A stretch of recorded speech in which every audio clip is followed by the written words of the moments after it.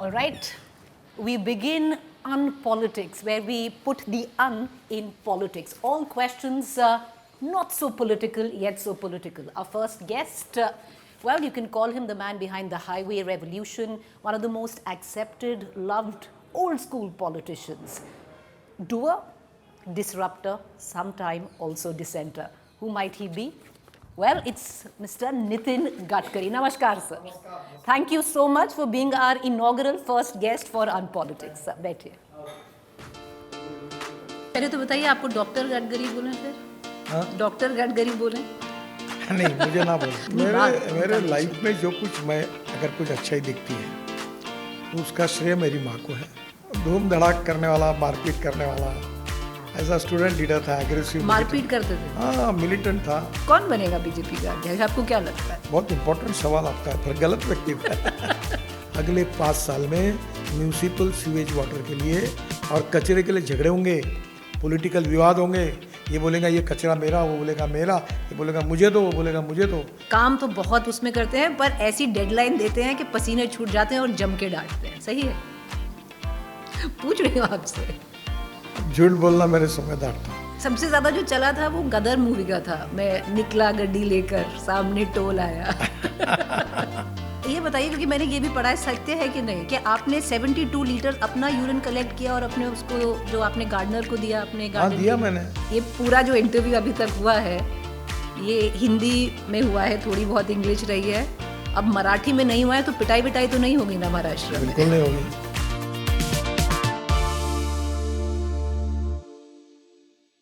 नमस्कार नितिन गडकरी जी, स्वागत है आपका. Welcome to unpolitics. It's our first show and we are honoured to have you. Thank you. Gadkari ji, you know, there can be very many rich introductions for you.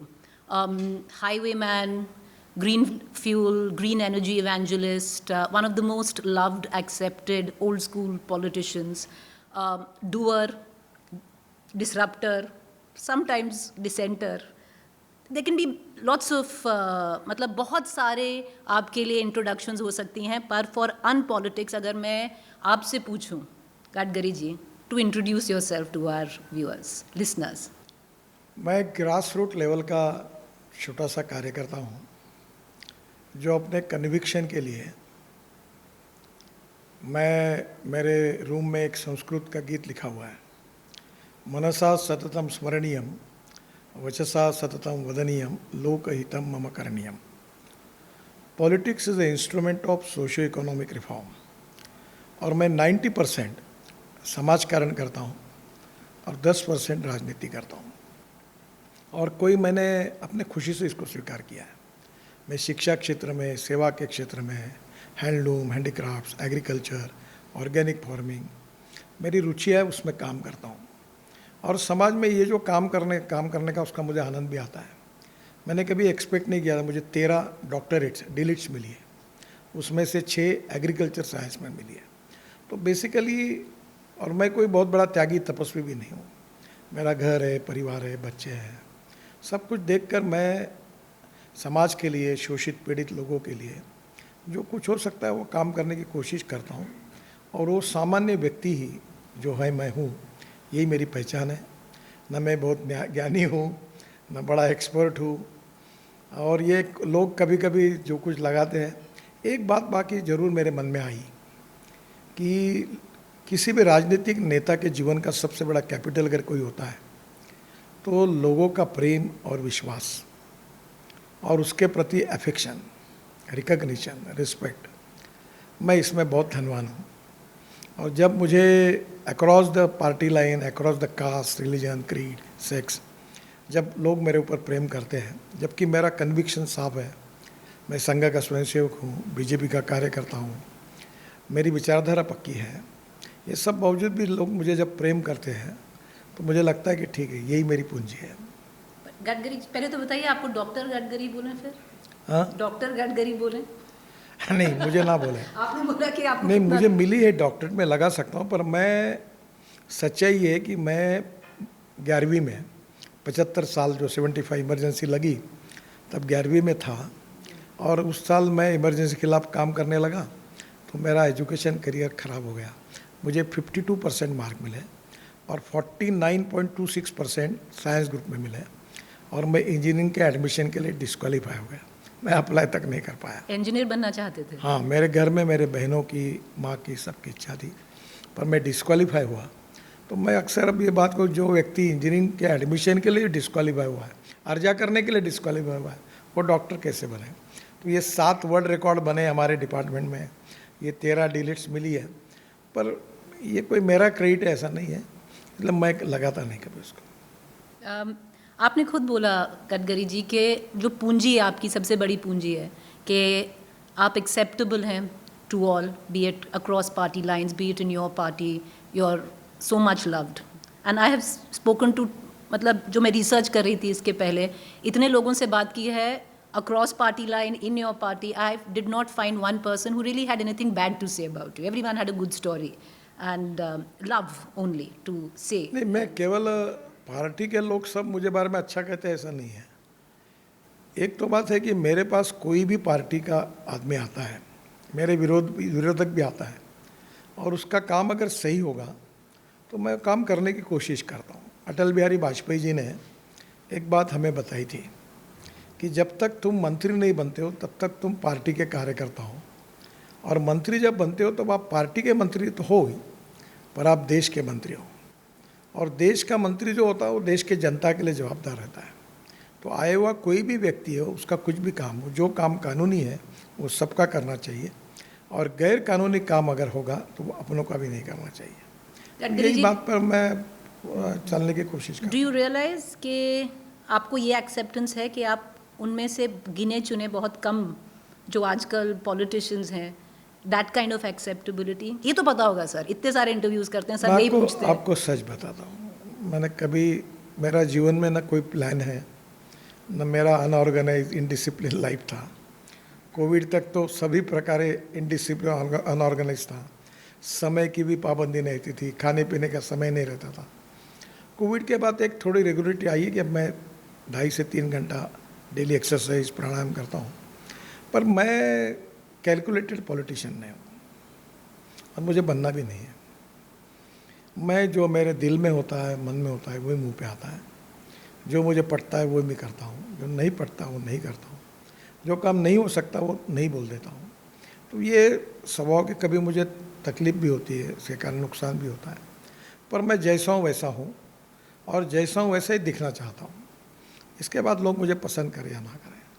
और मैं अपने राजनीतिक जीवन में भी यही लगभग नेचुरल अप्रोच में चलता रहा, इसका कोई मेरा कैलकुलेशन नहीं है, और मैंने कुछ हासिल करने के लिए कुछ स्वभाव बदला नहीं है, जनता को खुश करने के लिए मैंने कुछ बोला नहीं है। तो ये ऐसे ही बनता रहा, ऐसे ही आता रहा, ऐसे ही चलता रहा हूँ। 45 साल हुए मैं जॉर्ज फर्नांडिस साहब को बहुत नज़दीक से देखा हूँ, मेरे आइकॉन थे। आइकॉन? जॉर्ज फर्नांडिस जी बहुत बड़े नेता थे, मैं उनके बहुत, मेरे संबंध भी अच्छे थे। एक आइकॉनिक पिक्चर हमको पढ़ाया गया था, वो जो वो वाला। तो जॉर्ज साहब को, उनका रहन सहन, उनका व्यवहार मैंने देखा। 45 साल में आप ताजुब करो, मैं बीजेपी का अध्यक्ष था, महाराष्ट्र का अध्यक्ष था, मंत्री था, फिर अपोजिशन लीडर था, फिर देश का अध्यक्ष था, अभी मंत्री हूँ। आप ताजुब करोगे 45 साल में अपवादात्मक, मैं पहली बार अध्यक्ष बना, मेरा स्वागत हुआ, पहली बार मंत्री बना, मेरा स्वागत हुआ। अब मेरे साथ, मैं कहता था कि मेरे को लेने के लिए कुत्ता भी नहीं आता, पर व्यंग्य ऐसा हुआ कि अब कुत्ता आने लगा, क्योंकि मैं Z+ सिक्योरिटी में हूँ, तो कुत्ता एक राउंड मार के जाता है वहाँ से। बाकी मैं, वो जो सादगीपूर्ण व्यवहार मैंने जॉर्ज साहब का देखा, तो मैं जीवन में बहुत ज़्यादा नहीं, पर कुछ बातों के बारे में बिल्कुल, मुझे फुटपाथ पे खाना अच्छा लगता है, छोटे छोटे होटल में खाता था, मुंबई में फुटपाथ पर खाता था। अब मुझे मोह होता है, मुझे वही जीवन अच्छा लगता है। आपको ताज्जुब हुआ, एक बार मुझे मुंबई में फ्लाईओवर और मुंबई पुणे हाईवे बनने के बाद ओबेरॉय में मेरा बहुत बड़ा सत्कार होता, ओबेरॉय होटल में। मेरे कारण 2,500-3 हज़ार लोग थे, सब ने खाना खाया। क्यों? वो तो मैंने उस दिन खाना नहीं खाया, होटल में बैठकर सूप वगैरह पिया और बाहर आया, और मैं ओबेरॉय के सामने आकर गिरगांव चौपाटी पे फुटपाथ पर मैंने अपने पेड़िस में खाना खाया, क्योंकि मेरा चॉइस वही था, वही मुझे अच्छा लगता था। अब इसका कारण कोई है नहीं, क्या वो भी खाना अच्छा था, पर वो मेरा एक स्वभाव बन गया। आपने बात की कि अब Z+ सिक्योरिटी है, पर आपने रेजिस्ट काफ़ी की Z+ सिक्योरिटी। नहीं, अब तो क्या है कि अब जो है वो व्यवस्था का भाग है, पर उस सब इसमें नियंत्रित रहने में एक व्यक्ति का स्वभाव भी चाहिए। वो उसके लिए मैं ज़्यादा सूट नहीं हूँ, फिर भी मैं जितना होता है अपना पालन करता हूँ, आए हुए लोगों को मिलता हूँ। मेरे घर से कोई मिलने वाला वापस नहीं जाता, कितने भी लोग आए मैं सबको मिलता हूँ, जो भी आता है आपके जो भी आता है। मेरे घर के दरवाजे खुले, मैं जॉर्ज साहब के घर को देखा, वो दरवाजे ही नहीं था उनके। जॉर्ज फर्नांडिस। सर, आपने बोला जॉर्ज फर्नांडिस आपके आइकॉन रहे हैं, आपने बहुत डिटेल में पहले भी बात की, अभी भी वाजपेयी जी की बात की। जो आइकॉन्स रहे हैं, जो लीडर्स रहे हैं, जिनको आपने देखा, एम्यूलेट किया, कोई और हैं या ये मेन आपके फिगर्स रहे हैं? नहीं, ऐसा नहीं। देखो, अच्छाई का पेटेंट किसी के साथ नहीं होता। मैं नागपुर में जब स्टूडेंट लीडर था तो हमारे नागपुर के जो रेप्यूटेड लीडर थे उसमें AB बर्धन थे, वो कम्युनिस्ट पार्टी के बाद में जनरल सेक्रेटरी थे। वो इतने विद्वान थे, इतना अच्छा वक्तृत्व था और ईमानदार व्यक्ति थे, और उनका व्यवहार, उनका आचरण, फिर वो एम्प्रेस मिल, मॉडल मिल के अंदर में उनके साथ रहा, तो मैं उनको भी चाहता हूँ।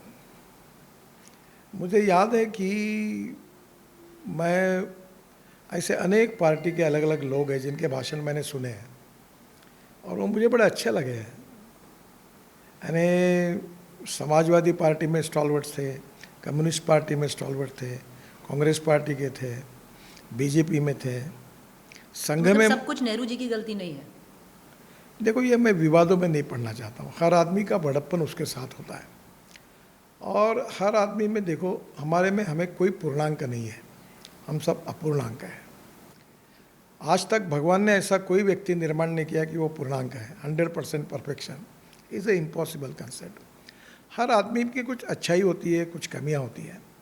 हमने उसकी अच्छाई को, वो पेटेंट रजिस्टर नहीं हुई है, अच्छाई को स्वीकारना चाहिए और धीरे धीरे अपने में से जो कमियां हैं वो कम करके उन अच्छाई को ऐड करना चाहिए। यही अच्छे व्यक्ति, अच्छा नेता बनने की पद्धति हो सकती है।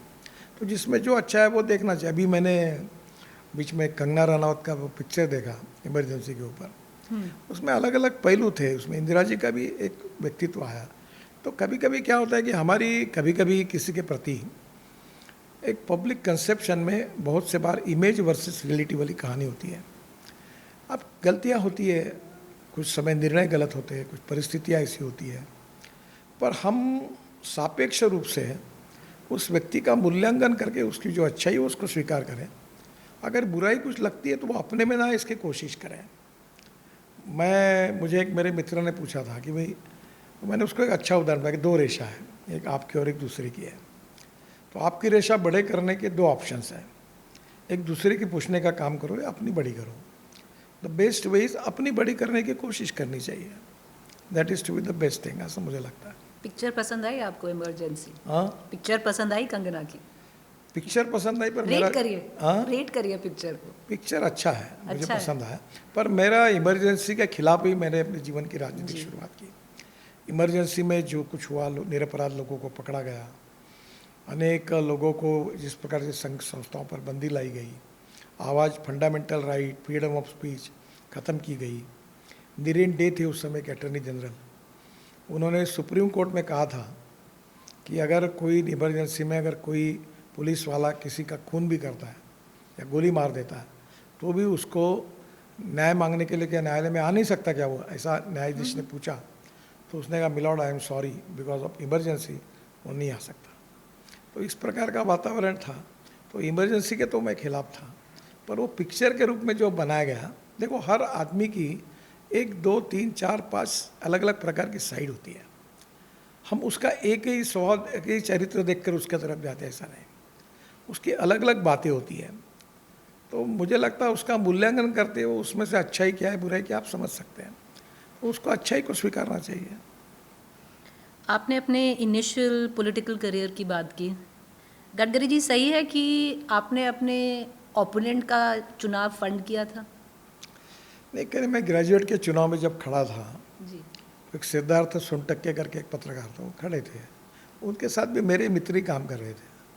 वो बेचारे अड़चन में आ गए, वो चुनाव नहीं लड़ पा रहे थे। तो एक दिन आए, बोले हमारे पास कुछ नहीं, तो मदद आपके पास आए? हाँ, तो मतलब ठीक है, तो मैंने उनकी थोड़ी मदद कर दी थी। मदद कर दी। चुनाव कौन जीता? अभी भी मैं जीत रहा हूँ, तो मैं आप जीत जीते। गया, मैं जीतने वाला था। हाँ। और अभी भी मेरे पास घर पर जो मुझे विरोध करते हैं वो भी लोग आते हैं, और मैं सबके काम करता हूँ। मैंने काम के बारे में जो सही काम है वो सबका करता हूँ, मैंने इसमें कभी राजनीति नहीं की। Gadkari ji, growing up in Nagpur, RSS से affiliate, people you admired, आपने बहुत सारे इंटरव्यूज़ मैंने आपके देखे हैं, आपकी खुद की जो वेबसाइट है उसमें भी आपने अपनी मदर का मेंशन बहुत किया है कि और बहुत लोगों ने जो कोट्स भी दी हैं आपके बारे में कि जब आप 5 साल थे आप उन्होंने आपको अपनी मदर के साथ देखा है RSS की सभा में। एक बहुत टचिंग चीज़ आपने बोली थी कि आपकी मदर ने आपकी पहली व्हीकल, चाहे आई थिंक वो मोटरसाइकिल या जो भी थी, वो अपनी ज्वेलरी गिरवी रख कर फंड की। कितनी इन्फ्लुएंस रही है आपकी मदर की? काफ़ी रही होगी क्योंकि आपने इतनी बार मेरे लाइफ में जो कुछ मैं अगर कुछ अच्छाई दिखती है तो उसका श्रेय मेरी माँ को है, उसका श्रेय राष्ट्रीय स्वयंसेवक संघ को है, और उसका श्रेय अखिल भारतीय विद्यार्थी परिषद को है।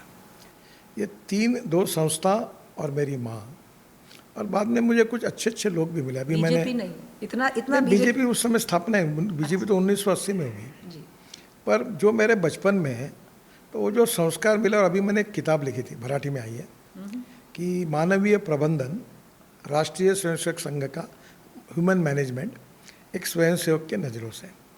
तो राजहंस प्रकाशन करके पुणे का बड़ा है, उन्होंने प्रकाशित किया। 20 दिन में 3 आवृत्तियाँ निकली उसकी। अब उसका 22 भाषा में ट्रांसलेट हो रहा है। उस समय दत्तोपंत ठेंगड़ी, बाला साहेब देवरस, भाऊराव देवरस, दत्ताजी डिडोळकर, यशवंतराव केळकर, सब तो चले गए। सदाशिवराव देवधर अभी एक है। तो इन सब, भरतदास जी, वो सब लोगों ने, इनके सानिध्य में मैं बड़ा लो क्वालिटी का रॉ मटेरियल था। क्यों कहते हैं ऐसा? मैं तो सामान्य व्यक्ति था। मैंने जीवन में जो पिक्चर देखता था वो 3rd क्लास में बैठ के देखता था। 85 पैसे में टिकट निकलता था, 1 रुपया 5 पैसे हो गया। और नाटक बालकनी में से देखता था। धूम धड़ाक करने वाला, मारपीट करने वाला, ऐसा स्टूडेंट लीडर था, एग्रेसिव। मारपीट करते थे? हाँ, मिलिटेंट था और झगड़े। तो मेरे लाइफ में जो कुछ चेंज आया ये इन सब लोगों के कारण, इन्होंने जो मुझे उनका अनुभव से, व्यवहार से जो सीखने के लिए मिला उससे बदल हुआ है। और उसी से जो कुछ अच्छा दिखता है वो उन्हीं के कारण। इतने अग्रेसिव क्यों थे आप? क्योंकि आपके स्वभाव से लगता नहीं आप अग्रेसिव हैं। नहीं, वो पुरानी बात कर रहा हूँ मैं। अग्रेसिव थे? बिल्कुल मिलिटेंट। मेरा स्वभाव उस टाइप संघ विद्यार्थी में स्वभाव जुड़ने वाला नहीं था। मैं एग्रेसिव था, तो एक स्वाभाविक रूप में था। पर धीरे धीरे वो सब इसमें मैं काफ़ी बदल गया। संघ का कितना बड़ा प्रभाव पड़ा? पूरा प्रभाव है। संघ ने मुझे समाज जीवन में गरीबों के लिए, शोषित पीड़ितों के लिए सेवा करने का संस्कार दिया। और काम का भी ये जो मैंने मनसा सततम स्मरणीयम, वचसा सततम वदनीयम, लोकहितम मम करणीयम, ये जो मैंने गीत बताया वो संघ का ही है। मैंने अभी संघ के 25 गीत निकाले और शंकर महादेवन को दिए हैं। वो गीतों ने बहुत सुंदर गीत है, बहुत सुंदर शब्द है। और वो गीतों को मैंने उनको कहा कि आप इस पर संगीत करके उसको बनाइए। उन गीतों के शब्दों ने मुझे बहुत अच्छी प्रेरणा दी। तो मेरा जो इमोशनल व्यक्तित्व था उसको ये साहित्य, संगीत, संस्कार, सहवास, अनुभव, इन सब का मिला जुला परिणाम है कि मैं जो कुछ थोड़ा बहुत अच्छा दिखता हूँ उसका परिणाम वही है। गडकरी जी, जो संघ जिससे आप जुड़े थे जब आप 5 साल के थे और जो संघ अब है, कुछ फ़र्क है? देखो, परिस्थितियाँ बदलती है। जो कल है वो आज नहीं, आज है वो कल नहीं। पहले हाफ पैंट थी, अब फुल पैंट हो गई। लोग बदलते रहते हैं। देखो, जनरेशन एम्बैरेसिंग नहीं था गडकरी जी वो हाफ पैंट पहनना? नहीं, बिल्कुल नहीं था। नहीं था? अगर जो थोड़े से नहीं, कुछ हेल्दी, लाखों करोड़ों लोग पहनते थे, कोई प्रॉब्लम नहीं कोई प्रॉब्लम नहीं था। जैसे आप गेम खेलने के लिए जाते हो, हाँ। तो आप उसके वो जो सूट पहनते हो या कुछ चड्डी पहनते हो, तो वो एक उस समय पद्धति थी। जब संघ की स्थापना हुई तब से हुई थी। अब फुल पैंट आ गई। तो ये कैसा है कि ये एक पद्धति है। दूसरी बात, एक बात जरूर याद रखना, पहले अगर आप कोई कार्यक्रम करोगे, उस समय मैं काम करता हूँ 60 साल की, 65 साल में, तो आपको धोती पहने हुए लोग दिखेंगे। फिर 75 में आएंगे तो पैजामा कुर्ता पहने हुए दिखेंगे। अब 80-85 में आए तो फुल पैंट शर्ट के दिखेंगे। अब आजकल अलग ही कपड़े पहनते हैं लोग, जर्सी पहनते हैं, जीन पहनते हैं। तो क्या होता है कि परिस्थिति ये बदलती रहती है, और काला ये तस्मै नमा, तो इसलिए रहन सहन खान पान ये सब बदलते रहता है। अभी आपकी माँ जो होगी, उसकी माँ की माँ होगी, तो उनके उस समय वो अलग कुछ पहनते होंगे, वो अलग कुछ पहनते होंगे, उनके बोलने में चालने में सब बातों में फ़र्क पड़ता है। और ये नेचुरल है, दो पीढ़ियों में जो अंतर होता है ये बदलते रहता है, पर उसका जो भाव होता है, स्पिरिट होता है, जो स्वभाव होता है, जो उसका बेसिक हार्ट होता है, वो कभी नहीं बदलता। गडकरी जी, जैसे आप संघ की बात करते हैं, मतलब इतने अफेक्शनेटली आप बात करते हैं, जो आपके ईयर्स रहे हैं संघ के साथ। एक सवाल मैं आपसे करूंगी, क्योंकि थोड़ा उसमें एक परसेप्शन थोड़े लोगों को जैसे देखते हैं संघ को, आपको लगता है क्योंकि आप संघ से हैं कि जो वर्ड सेक्युलर है वो हमें हटा देना चाहिए प्रियम्बल से, कॉन्स्टिट्यूशन देखिए, से? पहली बात तो आप समझ लीजिए कि सेक्युलर शब्द का इंग्लिश डिक्शनरी मीनिंग क्या है। आप अगर जाकर घर जाके जरूर देखिए, वो धर्मनिरपेक्षता नहीं है। सेक्युलर शब्द का अर्थ का मीनिंग है सर्वधर्म समभाव। तो सर्वधर्म समभाव रहना चाहिए, पर हमारे यहाँ क्या हुआ, जो ये ऐड किया गया, तो सेक्युलर शब्द का अर्थ धर्मनिरपेक्षता करके ऐड किया गया। देखो, धर्म का अर्थ होता है कर्तव्य। आप पत्रकार हैं, आप ये कहते हैं कि मैं पत्रकार धर्म का पालन कर रहा हूँ, ये मेरा कर्तव्य है। तो यहाँ पत्रकारिता, कर्तव्य, ये धर्म के साथ जुड़ा हुआ है। तो कभी ना कभी धर्मनिरपेक्षता का ऐसा जो होता है कि व्यक्ति कभी धर्मनिरपेक्ष नहीं होता, सरकार धर्मनिरपेक्ष होनी चाहिए, राजा धर्मनिरपेक्ष होना चाहिए। व्यक्ति अगर धर्मनिरपेक्ष होता है तो इंदिरा जी और राजीव गांधी जी की मृत्यु के बाद उनको मंत्राग्नि दिया गया।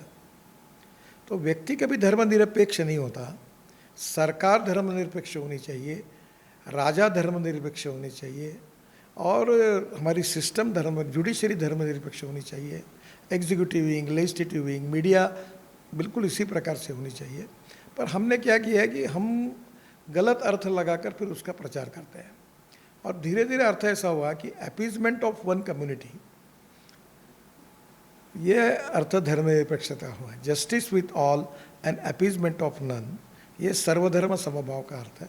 उस कॉन्टेक्स्ट में वो कहा गया है। मैं तो आपसे पूछ रही हूँ, सेक्युलर और सोशलिस्ट जो वर्ड है, होना चाहिए कि नहीं होना चाहिए? मैं तो इन विवादों में भी नहीं पढ़ना चाहता हूँ, क्योंकि ऐसा है कि अपने अपने इसमें उसके अपने अलग अलग अर्थ होते हैं। पहली बात तो ऐसी है कि ये दो शब्द जो थे ये अभी कॉन्स्टिट्यूशन के अंग बन चुके हैं, और दूसरी बात ये है कि ये ओरिजिनल बाबा साहेब अम्बेडकर के संविधान में नहीं थे, ये बाद में अभी ऐड किए गए हैं। मुझे लगता है कि इसके बारे में जो कुछ है वो निर्णय करने का अधिकार संसद को होता है, और देश के लोकतंत्र को होता है, जनता को होता है। इसके बाद एक क्वालिटेटिव डिबेट होती है तो होनी चाहिए, पर सच्चाई को समझना चाहिए। और मैं भी विशेष रूप से जिस कार्यक्रम में ये कहा है, उसमें जिन्होंने कहा उनका संविधान को विरोध नहीं है, बाबा साहेब अम्बेडकर के संविधान को विरोध नहीं है। संविधान में ये जो बीच के समय में ये जो शब्द ऐड किए, उसके जो अर्थ निकाले, उसके रेफरेंस में उन्होंने कहा है। पर जहाँ तक हमारा संविधान है, आज जो कुछ है वो हमारे देश की बहुत बड़ी ताकत है, उसके ऊपर के विवाद हमने टालना ही अच्छा रहेगा। टालना अच्छा रहेगा, मतलब ज़रूरत नहीं है इस विवाद की? नहीं तो कारण होते हुए उसके कारण तो मतलब घूम फिर के नहीं निकलना चाहिए, न समझते हुए उस विवादों से नई नई कंट्रोवर्सी होती है, और इसलिए best to let it be. अभी देखिए, होना जाना तो कुछ नहीं, क्योंकि 2/3 मेजोरिटी अधिकार पार्लियामेंट को है। और जो केशवानंद भारती केस थी, उसमें जो सुप्रीम कोर्ट के 13 न्यायमूर्ति ने निर्णय दिया है कि salient features of the constitution can not be change, तो वो चेंज होने का सवाल नहीं उठता।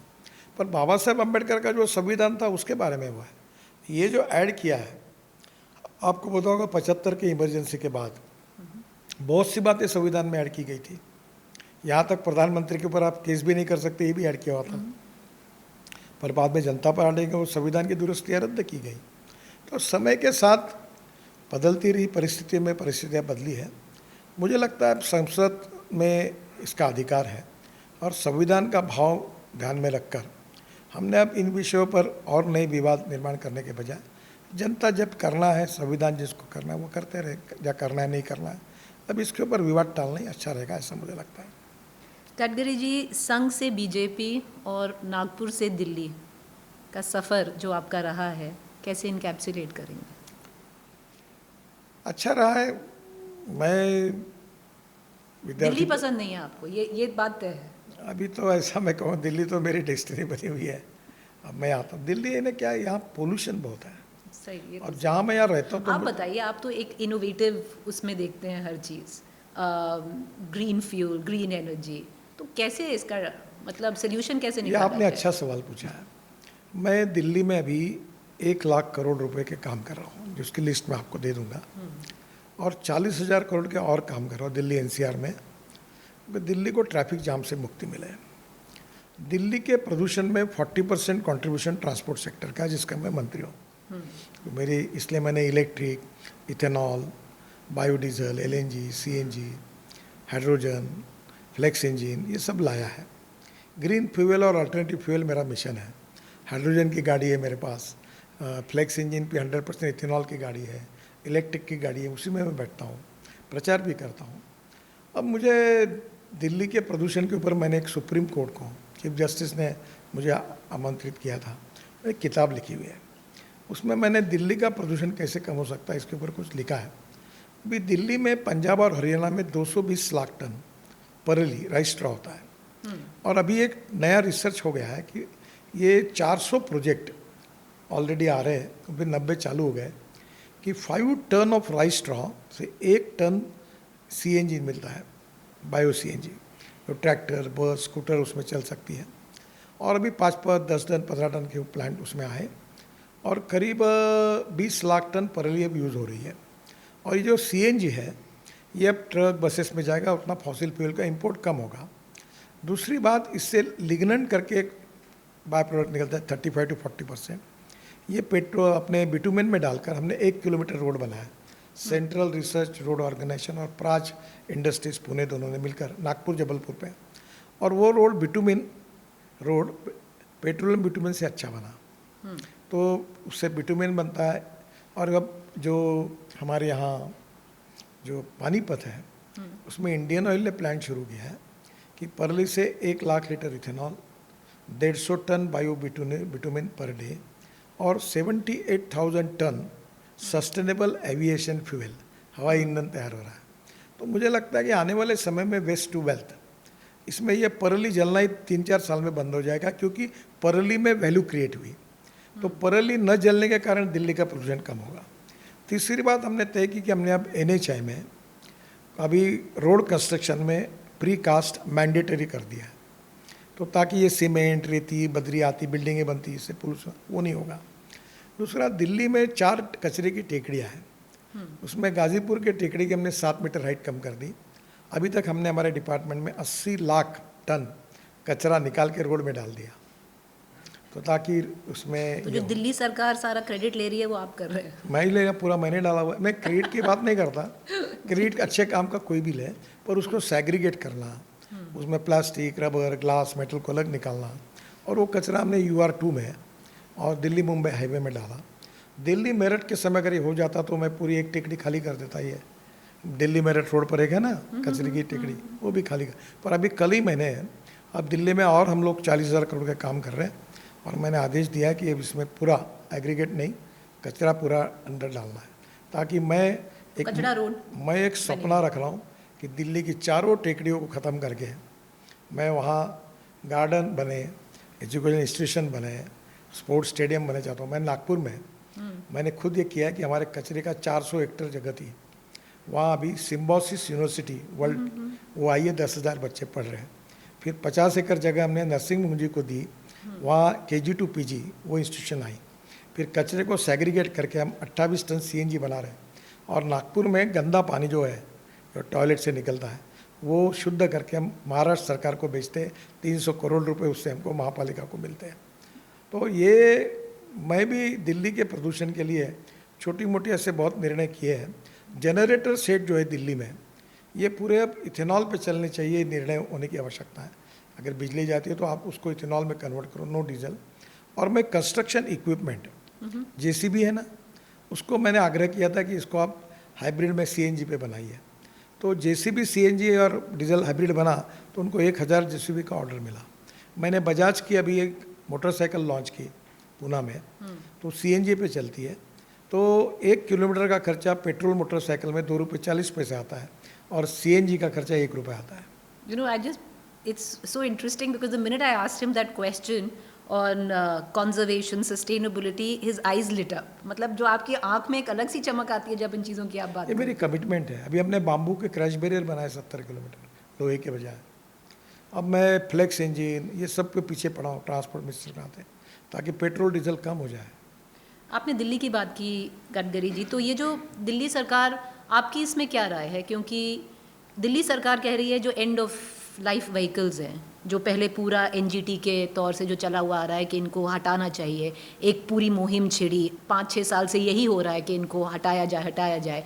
अब आपकी सरकार जो दिल्ली में कह रही है ये तो मिडिल क्लास पे बहुत बड़ी वो देखिए, हमने स्क्रैपिंग पॉलिसी बनाई है। ये होना चाहिए, शुड बी 15 साल का लाइफ तय किया है।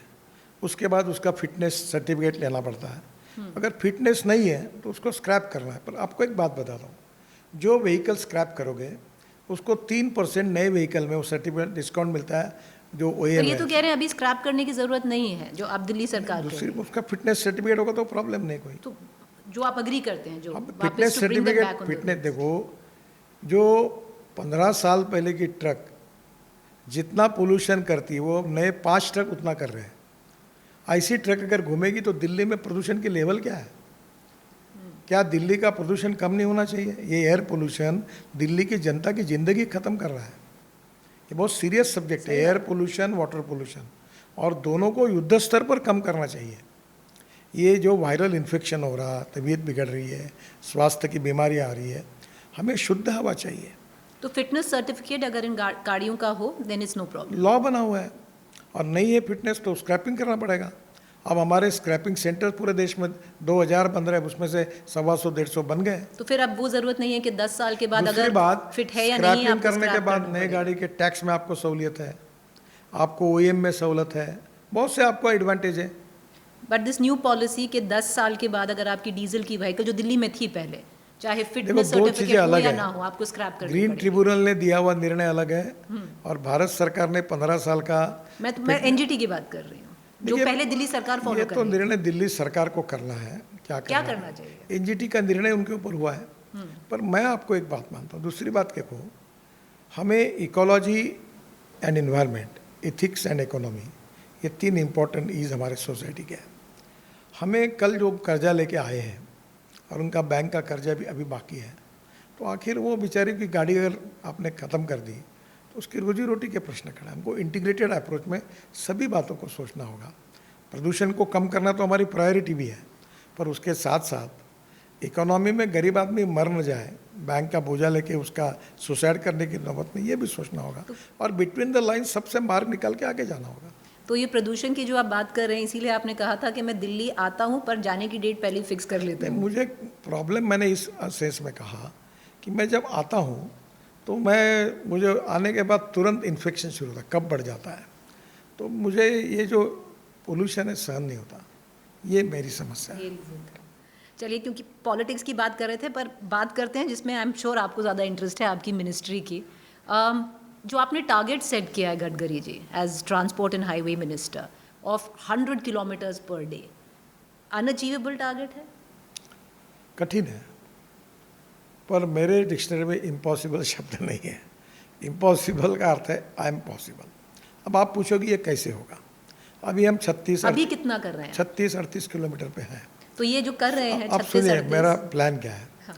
अभी मैं 25,000 किलोमीटर 2 to 4 लेन बना रहा हूँ, उसमें लैंड अवेलेबल है, तो वो 2 to 4 लेन करने के प्रोजेक्ट में 1 साल में अवार्ड करना चाहता हूँ। तो ये 25,000 किलोमीटर अगर एकदम ऐड होंगे तो बड़ी संख्या आ जाएगी।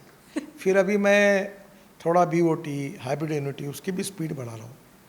देखो टारगेट क्या होता है, हम हमारे लड़के को कहते हैं कि भाई तुमको 75 मार्क मिले, ठीक है अच्छा है, पर तुमको 80 क्यों नहीं मिले, 80 मिले तो 85 क्यों नहीं मिले, और 85 मिले तो 99 क्यों नहीं मिले।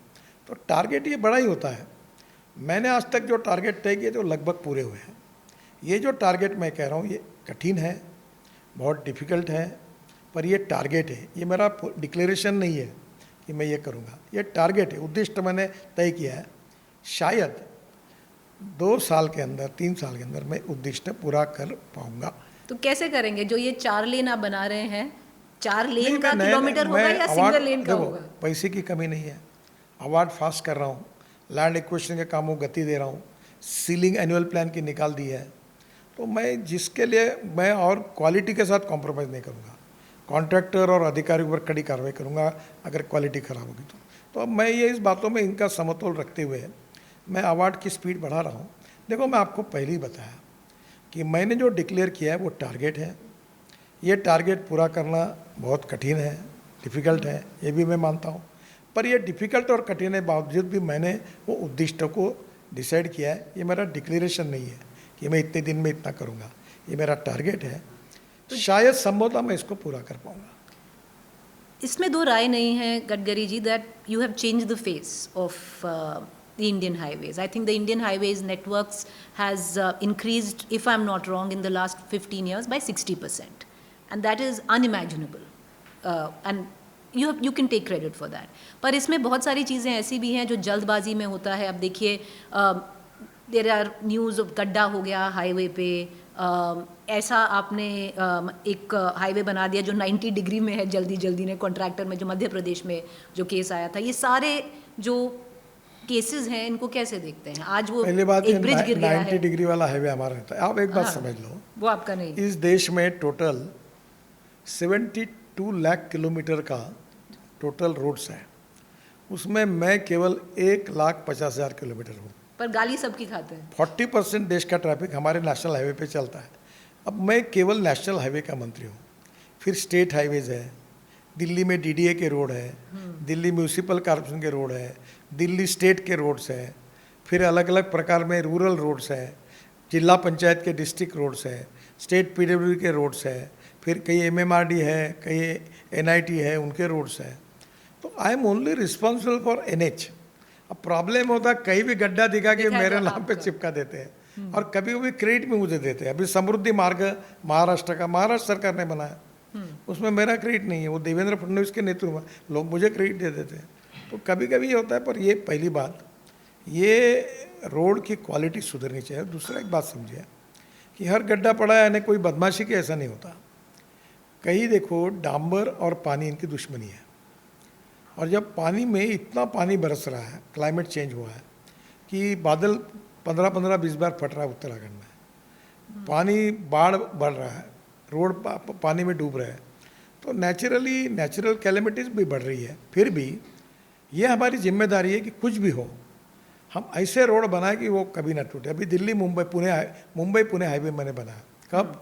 96-97 में। अब आज कितने हो गए? आज करीब 28-30 साल हुए, तो भी रोड अच्छा है। मैं नागपुर में पूरे वाइट टॉपिंग मैंने कंक्रीट रोड बनाया, एक भी गड्ढा नहीं है। तो हमें समस्या कितनी भी गंभीर हो, उसका उपाय ढूंढकर, नई टेक्नोलॉजी लाकर हमको उसका उपाय ढूंढना पड़ेगा। अभी मैं कोशिश कर रहा हूँ कि रोड फैक्ट्री में बने, यानी प्रीकास्ट की स्लैब बने और हम लोग क्रेन से लाके उसको असेंबल करें। और फैक्ट्री में क्या है, वो टेम्परेचर सब बातों को कंट्रोल करके हम ऐसी क्वालिटी बनाएं कि 100% उसमें कोई प्रॉब्लम नहीं है। देखिए, जैसे आज जो ब्रिज जो गुजरात में एक्सीडेंट हुआ है, मैं जेनेरिक बात कर रही हूँ सर, क्योंकि बात जाती है कॉन्ट्रैक्टर्स पे कि उसका फिटनेस ठीक नहीं था, फिर बनना था, पर अल्टीमेटली कोलैटरल तो जनता ही होती है इसमें।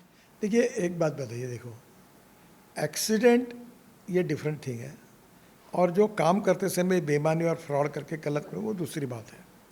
If the mistakes are bona fide, उसको माफ़ करना चाहिए, पर if the mistakes are mala fide, उसको ठोकना चाहिए। मेरी आपकी जो मिनिस्ट्री है, ऑफ द रिकॉर्ड काफ़ी लोगों से बात हुई थी आज सुबह, तो कोई तो कह रहे हैं कि देखिए, काम तो बहुत उसमें करते हैं, पर ऐसी डेडलाइन देते हैं कि पसीने छूट जाते हैं और जम के डांटते हैं। सही है? पूछ रही हूँ आपसे। झूठ बोलना मेरे समय डांटता हूँ। तो डांटते हैं? हाँ, बिल्कुल, छोड़ता नहीं मैं। अगर कोई गड़बड़ हुई रोड पे तो छोड़ूंगा नहीं। अभी मेरा टारगेट है 7 वर्ल्ड रिकॉर्ड हो गए, अब मैं ठेकेदार और अधिकारियों के पीछे ही लगाऊँ। ठेकेदार और अधिकारी? हाँ, बिल्कुल ठोकूंगा मैं, सुस्ती नहीं करूँगा। These are the asset of my country, मैं इसके साथ कॉम्प्रोमाइज़ नहीं करूँगा। गडकरी जी, ये एक रोड है मेरे घर की दीवार है। जितनी चिंता मुझे मेरे घर की है उतनी ओनरशिप मेरी इस रोड के साथ है और मैं नहीं इसके साथ कॉम्प्रोमाइज़ करूँगा।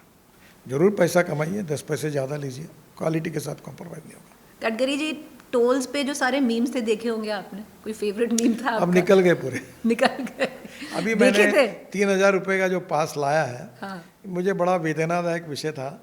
पिछले सालों में लोगों ने मुझे ट्रोल किया बहुत, गडकरी आड़ा पड़ा, ये सब बातें चलती थी। कोई फेवरेट मीम था उसमें? अब क्या जो है पब्लिक है। सबसे ज्यादा जो चला था वो गदर मूवी का था, मैं निकला गड्डी लेकर, सामने टोल आया। पर अभी जो 3,000 रुपये में, ये जो 15 रुपये में एक टोल हो गया, हाँ। तो इसमें लोगों को काफ़ी राहत मिल गई, लोग खुश हैं अभी। अब इससे नाराज़गी दूर हो गई। पर एक कंप्लेन जो है, क्योंकि जो बहुत लोगों से जो अगर आप बात करते हैं तो जो गुंडागर्दी है टोल ऑपरेटर्स की, वो अभी भी चल रही और चले गए, अभी ख़त्म हो गए, अब टोल ही नहीं रहेंगे। अब तो एक स्कैनर है और एक कैमरा है, कोई रहेगा आदमी नहीं, कुछ नहीं। आप जाओगे, वो स्कैनर और कैमरा आपके नंबर प्लेट और फास्टैग का फ़ोटो खींचेगा, आपके जहाँ से आपने एंट्री किया जहाँ से उतने अंतर का टोल आपके बैंक अकाउंट से निकल के जमा हो जाएगा। आपको कुछ नहीं करना, कोई रोकेगा नहीं, कोई बोलेगा नहीं, कहीं लाइन नहीं, कोई गुंडे नहीं, कुछ नहीं। गडकरी जी, एक अगर दिल्ली की बात करें तो एक सवाल पूछ लेती हूँ, क्योंकि बहुत सारे जो मेरे कॉलीग हैं जो नोएडा में रहते हैं, गुड़गांव में काम करते हैं, कहते हैं आधी ज़िंदगी NH-48 पे गुजर जाती है जो दिल्ली को से गुड़गांव कनेक्ट करता है। इतनी क्या उसमें? आपको मैं बताता हूँ, आप इतने में गुड़गांव में द्वारका एक्सप्रेस हाईवे से आई क्या? नहीं, हम जो जाते हैं वो दिल्ली आप सीधा। एक बार जाके आइए, 1 लाख पीसीयू डाइवर्ट हो गया। हमने टनल बनाई है, UR2 अभी शुरू हो तो पर जाएगा। द्वारका थोड़ा ना जाए, मतलब द्वारका से गुड़गांव थोड़ा ना जाएंगे हम, तो सीधा यहाँ से वसंत विहार से सीधा गुड़गांव जाएंगे। जो उसके टनल बना रहे हैं हम लोग अभी वसंत विहार से, अभी और 40,000 करोड़ के प्रोजेक्ट दिल्ली NCR में बना रहे हैं। देखो, दिल्ली इतनी पॉपुलेशन बढ़ रही है और इतने सब बढ़ रही, सब समस्या का जवाब मेरे पास नहीं है, पर आने वाले 3 साल में दिल्ली में काफ़ी मुक्ति हो। जैसे मैं आपको उदाहरण, धौला कुआं, और आपको याद है मुझे याद है, मेरा स्कूल 4 साथ में साल होता पहले था। धौला कुआं आर्मी क्या पब्लिक स्कूल साथ में होता था, बस अभी- जैम में जिंदगी अब धौला जाती कुआं का प्रॉब्लम नहीं रहा है, थोड़ा सा, पर लगभग निकल गया। More or less. मैंने ये पूरे ब्लैक स्पॉट आइडेंटिफाई किए, हमने ऐसे रोड बना रहे हैं, और हम लोग अब बड़े सिटीज़ को अर्बन डिकंजेशन की स्कीम बना रहे हैं और उसमें डालकर हम इसको सुधार कर रहे हैं। उसमें हम बड़े बड़े शहरों का सोच रहे हैं और उसमें हम उपाय ढूंढेंगे। गडकरी जी, एक आयरनी बताइए, एक व्यक्ति जो इतना फ्यूचरिस्टिक हो, जिसने, मैंने आपकी वैसे किताब पढ़ी है इंडिया एस्पायर्स, इंटरव्यू के पहले पढ़ी थी, जो आपने तब आप बात कर रहे हो सोलर एनर्जी का, सस्टेनेबल फ्यूल का, अमेजिंग, मतलब 2014 की आई थिंक आपकी किताब होगी।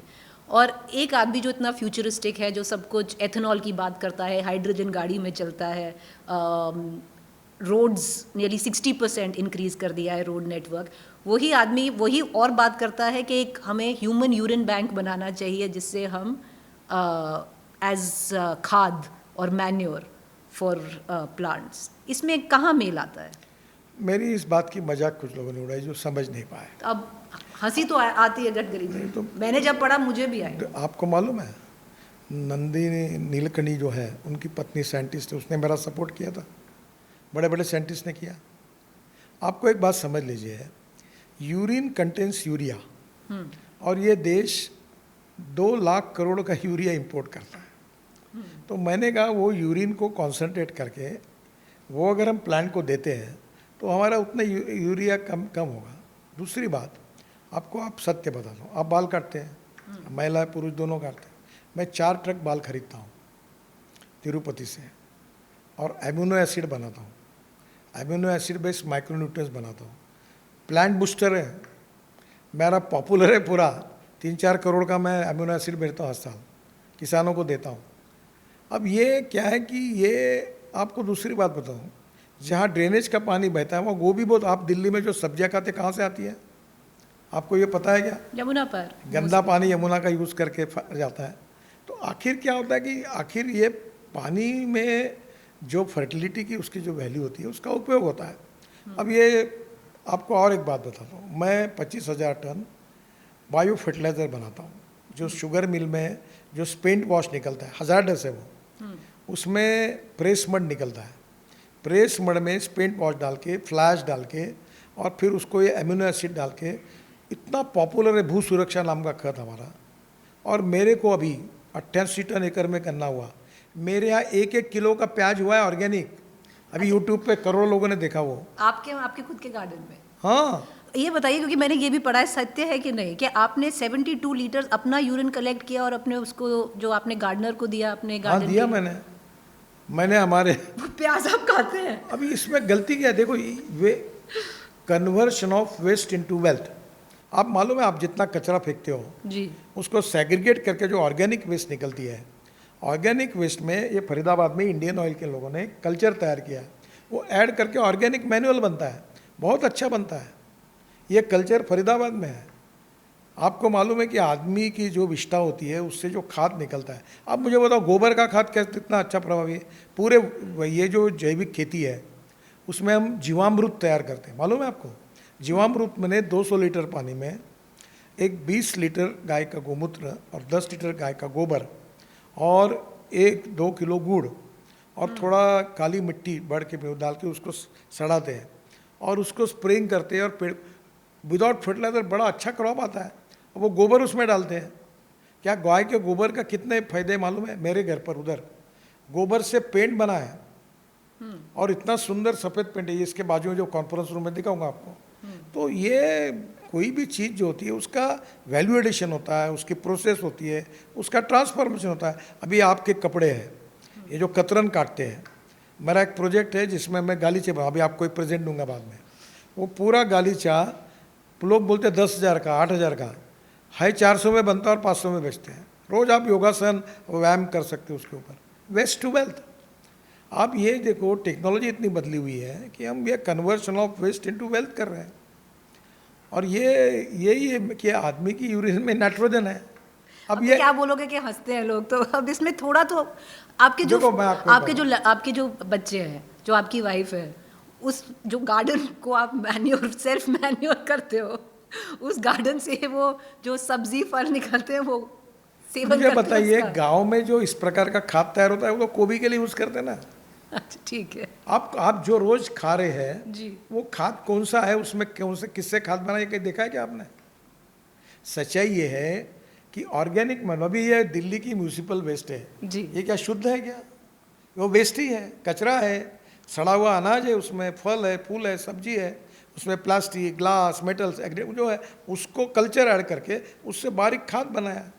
अभी आपको मैं बताता हूँ, नागपुर महानगर पालिका में जो गंदा पानी शुद्ध करते हैं उसमें 50,000 टन वो गंदगी के ऐसे छोटे छोटे ये पड़ा मटेरियल पड़ा हुआ है। मैं प्रयोग कर रहा हूँ उसमें ऑर्गेनिक कल्चर ऐड करके, उसमें एमिनो एसिड अपना ऐड करके, उसकी एनपी की वैल्यू बढ़ाकर मैं उसको ऑर्गेनिक फर्टिलाइजर करके यूज़ करना चाहता हूँ। आप दिमाग से ये निकाल डालिए कि यूरिन कहाँ से आती है और क्या होती है, सब निकाल जी। उसके उपयोगिता को देखिए। आप मुझे बताइए कि आज भी हमारे यहाँ नाग नदी बहती है, गंदा पानी, सीवेज वाटर, और उसके बाजू में पूरी सब्जियाँ लगती हैं और मार्केट में सबसे जल्दी वो ऐसे आती है। वो पानी कौन सा है? क्या फिल्टर डिस्टिल वाटर है क्या? वो पानी यूज़ करती हैं। अच्छा, उसमें ज़्यादा उत्पादन आता है। देखिए, ये मन का भाव है। आखिर ये सच्चाई है कि जानवरों की विष्ठा, गाय का गोमूत्र हो, आदमी का भी, इसमें एक फर्टिलिटी वैल्यू, एनपी की वैल्यू है उसकी। अब ये क्या है कि आदमी को जो पढ़ाया गया उसको ये सुनने के लिए नहीं चाहते। देखो, मैं आपको एक बात बताता हूँ, आउट ऑफ बॉक्स कोई भी बात होती है। जब मैं बताता किसान अन्नदाता बनेगा, ईंधन दाता बनेगा, ऊर्जा दाता बनेगा, हाइड्रोजन दाता बनेगा, जो आदमी ये सब कह रहे हैं फिर कह रहे हैं, पर ठीक है चलिए। तो मुझे देखो, ये वेस्ट टू वेल्थ वाली कहानी है। तो कहीं ना कहीं क्या है कि इसके प्रयोग में जो साइंटिफिक तरीके से जो रिजल्ट मिले हैं, आपको मालूम है, मैं आपको एक बात बता दूँ जी। शीला कौल जी यहाँ मंत्री थी और मैं महाराष्ट्र में मंत्री था, तो मैं उनका निवेदन लेके आता था कि फ्लैश को उपयोग है, ये वो है। तब मैंने मांग की थी कि फ्लैश 35% सीमेंट में डाली जा सकती है, फ्लैश से ईंटें बनती है, फ्लैट से ये बनता है। तब लोग मुझे मूर्ख ही कहते थे। अब मालूम है आपको, हिंदुस्तान की सीमेंट इंडस्ट्री पूरी 35% फ्लैश सीमेंट में डालती है। पोल्यूशन का प्रॉब्लम सॉल्व, और फ्लैश के लिए झगड़े हो रहे हैं, पॉलिटिकल प्रेशर आता कि ये फ्लैश मुझे चाहिए। और मैं आज आपको लिख रहा हूँ, मेरे इंटरव्यू में रिकॉर्ड करो, अगले 5 साल में म्यूनिसिपल सीवेज वाटर के लिए और कचरे के लिए झगड़े होंगे, पॉलिटिकल विवाद होंगे। ये बोलेगा ये कचरा मेरा, वो बोलेगा मेरा, ये बोलेगा मुझे दो, वो बोलेगा मुझे दो, इतनी वैल्यू क्रिएट होगी। चलिए लिख लूंगी डॉक्यूमेंटेड। देखो आउट ऑफ बॉक्स जो बात होती है ना, डॉक्यूमेंटेड जब मैं एक बार बोलता था ना कि इस देश का किसान जी वो देश का ईंधन बनाएगा, तो मुझे ऐसे ही हंसते थे लोग। मैं बीजेपी का अध्यक्ष था, मुझे बड़े हमारे नेताओं क्यों बोलते हो, ये होने वाला नहीं है। आज ब्रिक्स देशों में बायोफ्यूल की बात आई, G20 बायो20 की बात आई, अब हिंदुस्तान लीडर बन गया। आज मक्के से इथेनॉल बन रहा है, पूरे उत्तर प्रदेश बिहार में 4 गुना मक्का बढ़ा और 1200 रुपये का रेट 2600 रुपये, किसान भी खुश हुआ, देश का इंपोर्ट भी कम हो रहा, प्रदूषण भी कम हो रहा। आपने बीजेपी के अध्यक्ष की बात की, कौन बनेगा बीजेपी का अध्यक्ष, आपको क्या लगता है? बहुत इंपॉर्टेंट सवाल आपका है, पर गलत व्यक्ति का है। आप ऐसा करिए, अगली बार आप बनेंगे या नड्डा जी से सवाल पूछिए, वो शायद बता पाएंगे। मैं बनूंगा नहीं, ना मेरी बनने की इच्छा है, ना मैं बनना चाहता। पर जो आपको लगता है कि क्योंकि बात गडकरी जी बात चल रही है कि हो सकता है एक महिला अध्यक्ष हो, आपको लगता है कि टाइम आ गया है दैट मे बी एक महिला अध्यक्ष होनी चाहिए? मुझे बीजेपी इतना ही की? लगता है कि पार्टी के नेता मिलकर एक नाम तय करेंगे और वो जल्दी होगा। जिन नेताओं से मैंने बात की, जब नितिन गडकरी खुद अध्यक्ष थे 2009 से 2013 तक, तो बहुत अलग तरीके से अध्यक्षता निभाई है उन्होंने। फॉर एग्ज़ाम्पल, आप आई थिंक एक ही बार ऐसा हुआ होगा जब आप अध्यक्ष रहे हैं कि जो आपकी मीटिंग होती थी एज अ पार्टी, वो टेंट्स में होती थी, 5 स्टार होटल में जैसे पहले होती थी और उसके बाद हुई है, वैसा नहीं होता था। सच है? आपने टेंट्स में क्यों करी? नहीं, सब टेंट में हुई, अनेक हॉल में हुई, सब जगह हुई। देखो ये आजकल इतने लोग आते हैं, अभी क्या हुआ है, सिक्योरिटी का प्रॉब्लम है।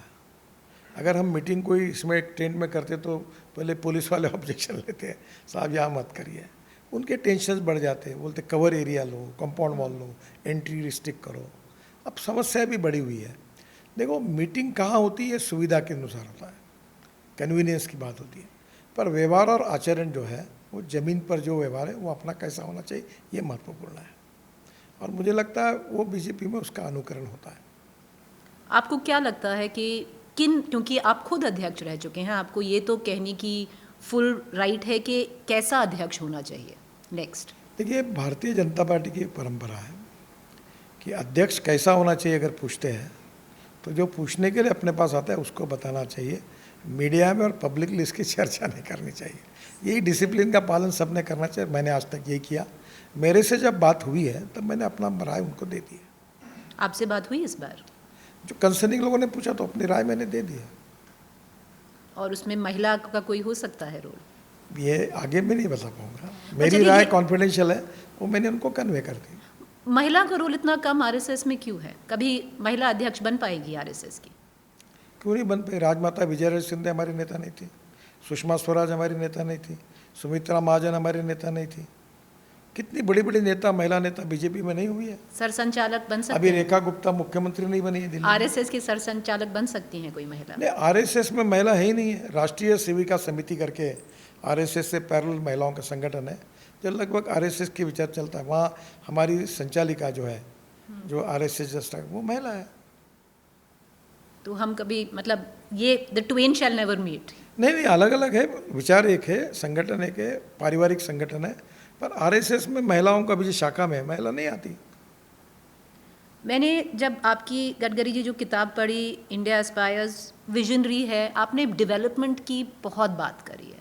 आपकी हर किताब में डेवलपमेंट की बात है, आपके हर इंटरव्यूज़ में डेवलपमेंट की बात है, और आपने करा भी है।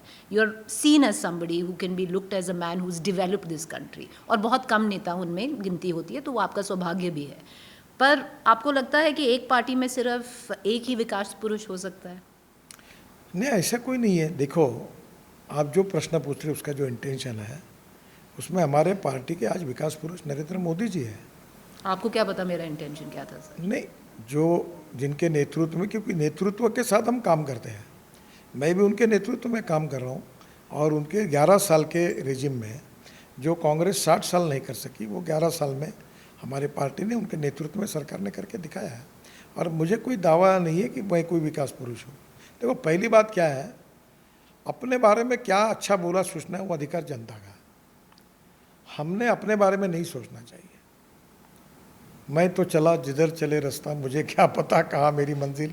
मैं ऐसे ही हूँ, ऐसा ही व्यक्ति हूँ, सामान्य रूप से जीता हूँ। मैं अच्छा हूँ कि बुरा हूँ ये परखना आपका काम है। तो अगर आपको जिन्होंने मुझे अच्छा कहा उनका भला, जिन्होंने मुझे बुरा कहा उनका अपने आप को विकास पुरुष नहीं मानते? भला। मैं नहीं मानता और मुझे क्लेम भी नहीं करना। मैं काम करते रहूँगा, मैं चलते रहूँगा, जो जो मेरे से हो सकता मैं करते रहूँगा। और आपको सही बताता हूँ मैं, ये मेरी प्राथमिक धारणा यही है, मुझे कुछ क्लेम नहीं करना है। आपको कभी मैंने आपके 11 साल में मैंने ये रोड बनाया, ये पोस्टर देखा आपने कभी? कहीं बैनर लगा हुआ देखा? कहीं मैंने प्रेस कॉन्फ्रेंस लेके दावा किया कि मैंने ये कुछ किया है? मैं इसमें नहीं हूँ।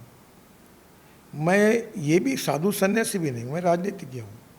मुझे मेरे काम का, मुझे, मेरे पार्टी को, मेरे सरकार को श्रेय मिलना चाहिए और लोग देते हैं। मुझे अच्छा काम करने के बाद मुझे एक ट्वीट होता है आजकल, वो भी हमें सिखाया गया ये करो। मैं भी मीडिया से भी नहीं हूँ, जाता है तो लोग कितने दुआएं देती है, कितने अभिनंदन करते हैं। मुझे लगता है गॉड इज़ ग्रेट और लोग भी ग्रेट हैं। जो अच्छा काम करो लोग दुआएं देते हैं, लोग समर्थन करते हैं और लोगों को ही अपना मूल्यांकन करने का अधिकार लोगों का है। मैं परीक्षार्थी हूँ, विद्यार्थी हूँ, जो मैं काम कर रहा हूँ। परीक्षक जनता है, एग्जामिनर लोग हैं, जिसको जैसा लगे वो उसके एग्जामिन करें। क्योंकि आप राजनीति में हैं, आप अच्छे से जानते हैं, बहुत मंझे हुए पॉलिटिशियन हैं, कि एक आपकी छवि है where people from across party lines. मैंने आज इतने यंग एमपी से बात की पर, और मैंने ना आपका नाम लिया, मैंने उनसे सिर्फ ये पूछा कि आप बताइए जो सबसे आपको एमिएबल पार्लियामेंट में बीजेपी के नेता लगते हैं वो कौन है? और आप मानेंगे नहीं, 90% सबने आपका नाम लिया। जो सारे young across party lines, TMC से अगर बात करो, अगर आप कांग्रेस के यंग नेताओं से बात करो, सब ने आपका नाम लिया है। गौरव गोगोई, मैं कितने नाम हो तो ओपनली कहते हैं कि जिनसे, तो ये आपको खुद भी पता है that you are the most acceptable politician where the BJP is concerned. आप मेरे पर विश्वास रखिए, मैं कभी झूठ नहीं बोला हूँ। मैंने कभी किसी कैलकुलेशन से किसी के साथ दोस्ती नहीं की। जिसका हाथ पकड़ लिया वो गड्ढे में गया तो कभी छोड़ा नहीं। बदनामी हो रही दोस्त है मेरा करके उससे दोस्ती नहीं तोड़ी। मेरे में बहुत कुछ अच्छाई भी होगी, कमियां भी होगी। माँ ने मुझे कहा कि घर में जब मैं अकेला खाता था तो बार शिक्षा की, बोले घर में है तो आधा बांट के खाओ। मेरे घर में 14-16 लोगों का डाइनिंग टेबल, खाते समय जितने लोग आते खाने को बैठते हैं, नाश्ता करते तो एक ही नाश्ता सब लोग करते। पहले मेरे घर पे सिक्योरिटी के 50 पुलिस वाले, उनका अलग खाना बनता है, चाय मिलता है। घर का संस्कार है, मैं कोई बड़ा कुछ कर रहा ऐसा नहीं हूँ। काम में भी यही स्वभाव है। और दूसरी बात आप बिलीव करिए, मैं पॉलिटिशियन नहीं हूँ। मैंने बायोडाटा आज तक नहीं छपाया। मैं पैंट शर्ट पहन के हुए अध्यक्ष बना बीजेपी का, तो मुझे बड़े लोगों ने सलाह दी कि उत्तर भारत में पैंट शर्ट वाला लीडर एक्सेप्ट नहीं होता, तुम पैजामा कुर्ता या धोती पहनो। बोला मैं नहीं पाऊँगा, मुझे नहीं अच्छा लगता। पहले बीजेपी के अध्यक्ष थे जिसने पैंट शर्ट पहन गया, तो कैसे मैं थोड़ा सा अलग टाइप का हूँ, बिंदास आदमी हूँ। और मैंने जनता को कहा मेरे चुनाव कैंपेन में, कोई मैं तीसरी बार चुनाव अभी जीता हूँ लोकसभा में, बोला मैंने थोड़ी ठेका लिया है, मैं काम करते रहूँगा। तुमको जिस दिन तक मेरे ऊपर विश्वास है उस दिन तक वोट दो, नहीं दो आपको बदल दो। पर इसी बात में मैं क्योंकि कहूँगी, क्योंकि एक छवि है आजकल बीजेपी के नेताओं की, उसमें आप ठीक नहीं बैठते हैं। क्योंकि ये आपके इतने अच्छे संबंध हैं सबके साथ, आप किसी और से बोलो वो आप ही, मतलब अगर उनसे पूछो कि आपके टॉप 5 पॉलिटिशियंस फेवरेट कौन से हैं, आपका नाम उनमें आ ही जाता है, तो अलग है थोड़ा। सेकंड, आप आई थिंक एक आज के समय में एक ऐसे बीजेपी के नेता हैं जिसका कोई भी, मैंने इतनी रिसर्च की गडकरी जी, मुझे आपका एक कम्युनल कमेंट नहीं मिला, जो मैं कम्युनल कमेंट नहीं मिला। मैंने जम के रिसर्च की पिछले 2-3 दिन तक, मेरी रिसर्च टीम ने रिसर्च की, एक नहीं निकला, और जो निकला उल्टा निकला। क्योंकि मैं आपकी कंस्टिट्यूंसी में थी और मुझे अभी भी याद है, मैं जैसे बात कर रहे थे कि आपको क्या लगता है इस बार आप किसको वोट दोगे, तो एक बहुत बड़ी बेल्ट है जो आपकी कॉन्स्टिट्यूंसी में, और आपको पता भी है क्योंकि जैसे आपने कांग्रेस से कॉन्स्टिट्यूंसी जीती थी, जो आपका डायनामिक था वहाँ पर, जो कास्ट कॉम्बिनेशंस थे, जो रिलीजियस कॉम्बिनेशंस थे, वो यूजुअली बीजेपी के नहीं थे। आपने वो पूरा ओवरटर्न किया और आपने वो कॉन्स्टिट्यूंसी को नर्चर किया है। तो एक पूरी मुस्लिम जो लोकेलिटी थी वहाँ पर, मैंने उनसे बात की और सब ने बोला कि वोट तो गडकरी जी को जाएगा। और एक ने बोला कि 2013 में वो एक नेता थे जिन्होंने एक मुसलमान महिला का नाम डेप्यूटी मेयर के लिए मूट किया था। तो आपको लगता है कि इस बीजेपी में कोई ऐसा नेता कर पाएगा, एक्सेप्टेबल है? भारतीय संस्कृति, इतिहास और विरासत क्या कहती है। छत्रपति शिवाजी महाराज का पूरा साम्राज्य कैसा था। अगर आपकी जो सेकुलरिज्म की भाषा है, भारत के इतिहास का सबसे बड़ा सेकुलर राजा कोई होगा तो छत्रपति शिवाजी महाराज थे। कभी उन्होंने कोई मस्जिद नहीं तोड़ी, किसी महिलाओं के ऊपर उसका अपमान नहीं किया। देखो, हम लोग कहते हैं कि विश्व का कल्याण हो, हमारी संस्कृति ये नहीं कहती कि मेरा कल्याण हो, मेरे परिवार का कल्याण हो, हिंदुओं का कल्याण हो, भारतीयों का कल्याण हो, ये नहीं कहती। हम कहते हैं विश्व का कल्याण हो। और इसलिए हमारी इतिहास, संस्कृति, विरासत हमारी ताकत है। और हिंदुत्व ये वे ऑफ लाइफ है। मैं संघ का स्वयंसेवक हूँ, हिंदुत्ववादी हूँ, तो मैंने भी लाखों लोगों के हार्ट के ऑपरेशंस किए, पैर लगा के दिए। गरीब गरीब होता है, गरीब को जात पंथ धर्म भाषा नहीं होती। तो मैंने मुसलमानों को पैर लगा दिए, उनके भी ऑपरेशन किए मानवता के आधार पर। मैंने कभी भेदभाव नहीं किया। और मुझे संघ में मेरी विचारधारा ने ये सिखाया नहीं है, मानवता, सेवा, शिक्षा, स्वास्थ्य। मैं आदिवासियों के लिए 2000 एकल विद्यालय चलाता हूँ। और सामाजिक दायित्व, सामाजिक संवेदनशीलता, ये प्राणी मात्रों के बारे में आपके मन में होनी चाहिए। ये जात पंथ धर्म भाषा के ऊपर नहीं होती। अगर एक आधा व्यक्ति अगर आपके विरोध में भी होगा तो भी उसके जो सही काम है उसके प्रति सहानुभूति रखो, ये अपनी विरासत है।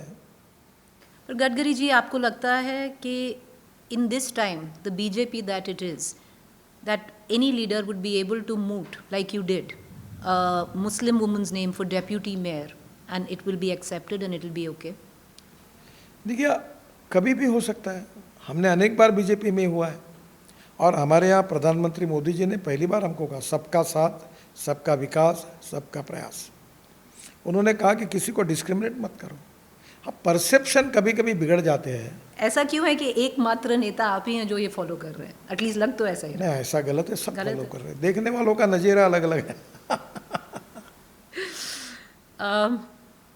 एक चीज़ बताइए गडकरी जी, क्योंकि ये पूरा जो इंटरव्यू अभी तक हुआ है ये हिंदी में हुआ है, थोड़ी बहुत इंग्लिश रही है, अब मराठी में नहीं हुआ है, तो पिटाई विटाई तो नहीं होगी ना महाराष्ट्र में? बिल्कुल नहीं होगी।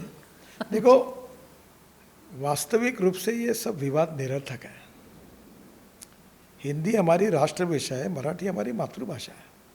मराठी संस्कृति, मराठी इतिहास, मराठी विरासत, मराठी संतों का वाङ्मय, मराठी भावगीत, मराठी संगीत, मराठी नाटक, हम सब का एस्पिरेशन है, हमारी प्रेरणा है। पर मराठी, कट्टर मराठी का अभिमान होना, इसका मतलब किसी भाषा के प्रति द्वेष होना, ऐसा कभी नहीं होता। इसलिए हमने मराठी का स्वाभिमान रखते हुए किसी भाषा के प्रति अपमान भी नहीं करना चाहिए। यही हमारी संस्कृति है और यही मराठी का दैवत है। बाला साहब ठाकरे जी को, वो जावेद मियादाद क्रिकेटर थे पाकिस्तान के, तो वो मिलने के लिए आए थे। तो बाला साहब ठाकरे कैसे थे? उनको क्रिकेट के ऊपर उन्होंने उसके ऊपर डिस्क्रिमिनेट नहीं किया, वो अच्छे प्लेयर थे। उस समय के मुंबई मैच के बाद उनको मिलने के लिए आए थे। अभी कितने मुस्लिम अच्छे कलाकार हैं, हम उनको चाहते हैं। वो मुस्लिम, वो कलाकार अच्छे हो, मुस्लिम हो या कोई भी हो, हमारा उसके कला के ऊपर प्रेम होता है, उसके जात पंथ धर्म भाषा के ऊपर नहीं था। इसलिए मैं जो बात तो कह रहा सारे हूं, पाकिस्तान यूट्यूब चैनल बैन कर दिए। हाँ, जो देखो, ये राष्ट्रीय नीति है सरकार की। पाकिस्तान जो खुरापतें करता उसकी रिएक्शन है। अब कभी भी अभी मैं फतेह अली खान, गुलाम अली खान यूट्यूब के गाना लगा तो मैं सुनता हूँ। ये आपको बोलना नहीं चाहिए गडकरी जी। नहीं, गाना जो आता है वो सुन लेते गायक हैं। का होता है। हाँ, अभी एक भारतीय गायक है, अच्छा, लता मंगेशकर, उसके गाने उधर सुनते होंगे। पर एक जो यूट्यूब चैनल से भारत की सुरक्षा के ऊपर, भारत की इतिहास के ऊपर, भारत देश की बदनामी करना, झूठी बातें कहना अगर होता होगा तो वो बैन भी करनी चाहिए। उसमें गलत क्या है? आपने बाला साहेब ठाकरे की बात की। आपका उनके साथ एक बहुत यूनिक रिलेशनशिप रहा है, बहुत सारे किस्से हैं उनके साथ जो आपके रहे हैं। मुझे बताइए, सच बात है कि नहीं कि बाला साहेब ठाकरे, शरद पवार बहुत क्लोज हैं आपसे? अब मुझे संबंध सबसे अच्छे हैं। बाला साहब ठाकरे, देखो, राज ठाकरे मेरे बहुत नज़दीकी फैमिली मित्र हैं। उद्धव ठाकरे भी मित्र हैं। मेरे घर के हर शादी ब्याह में वो सब लोग आते हैं। और देखो, हर चीज़ को राजनीतिक चश्मा लगा के क्यों देखना चाहिए? पॉलिटिक्स अलग है और बाकी परिवार, फैमिली रिलेशनशिप अलग है। कोई भी परिवार, उसमें झगड़े विवाद होते हैं, वो दुखद उनके लिए जितना दुखदायक होता है उतना उनके मित्रों के लिए होता है। अगर वो एक होते हैं तो अच्छी बात है। पर एक तो हो गए अभी, अच्छी राज बात है। ठाकरे और उद्धव ठाकरे। परिवार एक होने चाहिए, परिवार टूटने नहीं चाहिए। इसलिए मेरा बट राजनीतिक पॉलिटिकली एक हो गए वो आपकी पार्टी के लिए तो इतना सही बात हमारे नहीं में ताकत है, हम लड़ेंगे उनसे, जिसको जो सिकंदर होगा जीतेगा। हम अपनी मेहनत करेंगे, जनता में अपना काम लेके जाएंगे। देखो राजनीति अलग है और रिलेशनशिप अलग है। Human relationship is the biggest strength of politics. इसलिए मैं ह्यूमन रिलेशनशिप को राजनीति के साथ क्यों जोड़ना चाहिए। आप एक अच्छी पत्रकार हैं, कभी गलती से आपने मेरे ऊपर टीका टिप्पणी की या मेरे ऊपर या आपने कभी पार्टी पर की, तो मैं आपके प्रति एकदम बायस क्यों हूँ। ठीक है, उसने किया गलत है, नहीं करना चाहिए, किया है, ठीक है, तो उसमें ऐसा कुछ नहीं होता। मेरे एक बहुत अच्छे शिक्षक भी थे, गुरु थे, वो एनसीपी के अध्यक्ष थे नागपुर के, और मेरे ऊपर उनका प्रेम था बहुत, गिरीश गांधी करके उनका नाम था। तो वो जब एनसीपी के थे वो मेरे ऊपर बहुत टीका टिप्पणी करते थे, तो उनकी पत्नी उनके ऊपर नाराज हुई और उन्होंने कहा कि तुम नितिन अपना आदमी है, सब तुम्हारे को मानता है, पैर पड़ता है, तुम्हारे अच्छा आता है, तुम उसके ऊपर क्यों बोलते हो। फिर मैं उनके घर गया, उनके पत्नी को समझाया मैंने कि वो एक पार्टी के, मैं एक पार्टी का हूँ, हमारी घर में रिलेशनशिप यही है जो पारिवारिक है, पर उनको उनका का अगर मेरे ऊपर टीका टिप्पणी नहीं करेंगे तो उनकी पार्टी कैसे चलेगी। तो वो मेरे ऊपर करेंगे, मैं उनके ऊपर, ये राजनीति है। और वो और हम अच्छे संबंध है, ये ह्यूमन रिलेशनशिप है, ये हमारे पारिवारिक संबंध है, ये राजनीति से अलग है। So politically both the brothers coming together अच्छी बात है। पॉलिटिकली अच्छी बात नहीं है, मैं पॉलिटिकल कमेंट्स ही नहीं करता। पारिवारिक रूप से कोई परिवार, कोई भी, अगर देखो हम विश्व का कल्याण में बात करते हैं ना, तो दो भाई अगर आपस में झगड़ा करके विवाद करके अलग रहते होंगे और वो अगर एक होते तो अच्छी बात है। हाँ, पॉलिटिकली उनसे फाइट करना, हमारे डिफरेंसेस है, उनके अलग विचार है, हमारे अलग विचार है, और देवेंद्र जी के नेतृत्व में हमारी पार्टी महाराष्ट्र में जीतेगी उनके खिलाफ।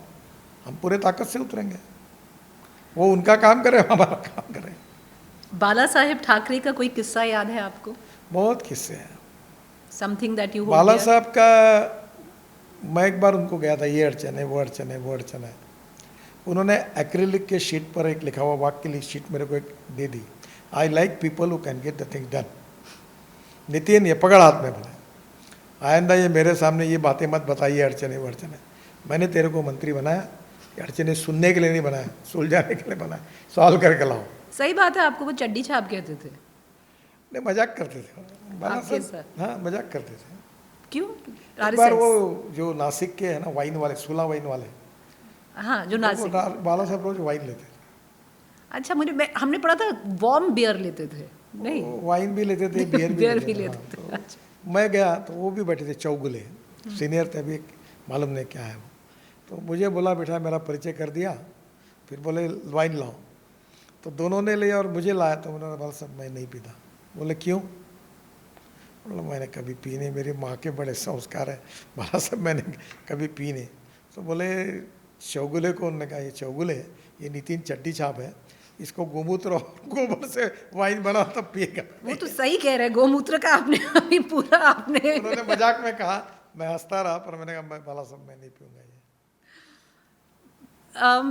आखिरी दो सवाल करूंगी मैं नितिन जी आपके साथ, because Gadkari ji, you have आप एक पॉलिटिशियन है, you are a regular family man and you like living life. Yes, which many politicians don't आज लाइक। भी मैं, मेरी नाती ने छोटी, हाँ जी, कावेरी करके, रोज वीडियो कॉल करके मैं उससे सुबह बात करता हूँ।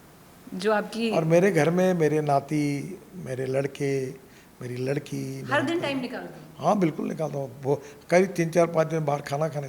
देखो मेरा लाइफ मुझे मेरे अपने आनंद से जीना है। आप क्या कहती है, क्या बोलती है, इससे मुझे कोई लेना देना नहीं है। मैं किसी के दबाव में नहीं जीवन जीऊँगा। जैसा है वैसा जीवन जीऊँगा, जो है वैसा रहूँगा, जो है वो कहूँगा। अच्छा लगे तो भी मैं तुम्हारा हूँ, बुरा कहे तो भी मैं तुम्हारा हूँ, मुझे कोई फर्क नहीं। बट जो मैं आपसे कह रही थी, that you like living life and you like living life big, you enjoy, आज सेलिब्रेट। रात को मैं मुझे एक ने पूछा, वो शायद बीबीसी के इसमें, आप इतना काम कर रहे, इतनी पढ़ रहे, इतने काम हो रहे, इतना प्लानिंग कर रहे हो, खूब सोचते होंगे, आप क्या सोच रहे हो? मतलब कसम खा के बता रहा हूँ और आपको भी बता रहा हूँ, मैं एक ही बात सोच रहा हूँ कि आज रात को कहाँ जाना है और कौन सा खाना खाना है। रोज रात को मुझे नया फूड चाहिए, कुछ ना कुछ। वेजिटेरियन हूँ, थोड़ा खा रहा हूँ आजकल। रोज रात का मेरा एक हॉबी है, जैसे किसी को आदत है कि रोज 2 पेग लगाता होगा, तो मेरे को आदत पेग है। तो आप नहीं लगाते, नहीं लगा। बट खाना आपको हाँ, खाना वेजिटेरियन खाना का तो रात को मुझे एक आदत पड़ी है। मैं रेसिपीज बनाता हूँ। मैं अभी आज जो रसम इडली खाई, तो मैंने रसम नागपुर से लाया। फिर मैं व्यायाम करता हूँ 3 घंटे, करते करते वो आया। फिर 3 घंटे व्यायाम हाँ, करते हैं आप? प्राणायाम व्यायाम करता हूँ सुबह रोज 6:30 बजे शुरू हुआ। फिर उसने टेस्ट की मेरे, मतलब इसमें थोड़ी इमली डालो, थोड़ा काला नमक, सेंधे नमक डाल, फिर बना, फिर गर्म किया, मतलब उबाल कर रख, उसको ढक के रख, जब उबालता हुआ रसम चाहिए। फिर वो रसम लाया बंद करके, फिर मैंने वो इडली डाल के रसम खाया। पता है, आपकी जो टीम थी ना, उन्होंने मुझे साफ बोला था, देखिए फूड ब्लॉगर नहीं बनाना है हमें नितिन गडकरी जी को, खाने के बारे में बात ही मत करिएगा। देखिए, कोविड के समय मुझे टाइम मिला। देखो, ये टेक्नोलॉजी है। यूट्यूब पर कर्नाटक का सांबार कैसा है, तमिलनाडु का कैसा है, आंध्र प्रदेश का सबसे कैसा है। बेस्ट कहाँ का है? तमिलनाडु है। तमिलनाडु का है। ये आपने पॉलिटिकली थोड़ा किसको कनेक्ट कर दिया है, नहीं, बीजेपी का? जो अभी बीसाबेली बात कर्नाटक का है, हाँ, वो मैं बनाया घर पे। बनाते हो आप? अभी मैं एक टाटा के रेस्टोरेंट में गया था। ये जो है ना अपना कर्नाटक में, अपना मैसूर के बाद जो हिल स्टेशन है ना, मैसूर के बाद कॉफी, कुर्ग। कूर्ग। तो उधर मैं टाटा के एक स्टेशन में गया, तो उसने इडली बनाने का ये बनाया। आज ही मैंने अपने बहू को कहा, और रात को भिगा के उस पर बर्फ़ रखते हैं, बर्फ़ डालते हैं, फिर उसका फॉर्मुलेशन वो ट्रैवल करते हैं, छुट्टी पे जाते हैं अपनी फैमिली के हाँ साथ? बिल्कुल, सब जगह घूमता हूँ। अभी हम लोग स्पेन में गए थे। पसंद आया? मैं जो गांव जाता हूँ खेती पे, सब परिवार जाता है, खेत में घर बनाया है। How nice. हाँ, देखो, मैं अपने, भगवान ने मेरी औकात और ऐसे से बहुत ज़्यादा दिया है। No, you're blessed to have such a good yes, family. मैं खुशी से रहता हूँ, गांव जाता हूँ, गांव के खेत किसान मेरे पास आते हैं। And as a family you travel. हाँ, यस। ऐसा कुछ नहीं है कि मतलब छुट्टी नहीं लेना चाहिए, क्योंकि एक परसेप्शन है 24/7 काम करो, छुट्टी क्यों लिया, आप कहाँ गए? बिल्कुल नहीं, हम लोग गांव जाते हैं, रहते हैं सब लोग वहाँ गोबर से। आपको फिर लोगा, आप कभी देखो, यू सीरियसली सुनो मेरे को। हाँ सर, सुन ये रहे जो हो। बैंगन है ना, जी। ये बैंगन गोबर के ऊपर वो भाज के उसका भरता बनते हैं। खा के देखो एक बार, आप भूल जाओगे, फिर से कभी उसके सिवा नहीं खाओगे। देखो, गोबर ये फ्यूल है। गोबर के ऊपर पका के खाना तो समझ में आता है गडकरी साहब, उसका पर स्मेल गोबर अलग है। खाना नहीं, में गोबर तो नहीं खाना, वो नहीं। गोबर नहीं खाना। पर ये जो उसके ऊपर जो बैंगन बनता है अभी गैस पे या कोयले पर या लकड़ी पर, उसके ऊपर करो और उसका खाओ, बैंगन भरता। आपको बताओ, मेरा एक बहुत बड़ी कंपनी की चेयरमैन है जी। ऑटोमोबाइल कंपनी की, हिंदुस्तान की 3-4 इसमें से। वो आई थी गांव मिलने के लिए, तो भाकर ज्वारी की, हाँ, हाँ। वो भरीत, वो इतना खुश हो गए कि बोले मैंने खाना ही नहीं खाया। और मिर्ची का ठेचा, उसमें तेल, और मेरे यहाँ ऑर्गेनिक कांदा है, प्याज, वो 1-1 किलो का है, वो काट के, मज़ा आई उसमें। अमेजिंग। बट ये आपने, क्योंकि it's nice to hear a politicians having a life, enjoying themselves. खुशी से रहो, जियो और जीने दो। तुम भी खुश रहो, लोगों को खुश करो, काम भी करो और आनंद से रहो। Gadkari ji, last question.